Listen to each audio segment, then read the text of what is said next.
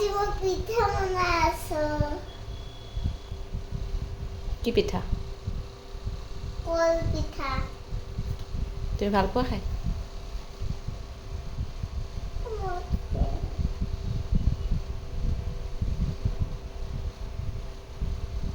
মই ভাল পাওঁ মোৰ মাই বাবাই আৰু মই চব খাই ভাল পাওঁ মোৰ ঘৰত হোৱা নাই এইটো এনেকৈ অকণমান এনেকৈ স্প্ৰেড কৰি দিয়া অকণমান চব খাই মোৰ ঘৰত আৰু আজি মই নিউ ক্লাছত আছোঁ নিউ ক্লাছত পাইছোঁ মানে মই আৰু মই আজিকালি ডাঙৰ হৈছোঁ সেইকাৰণে মই পিঠা বনাই আছোঁ আজি আৰু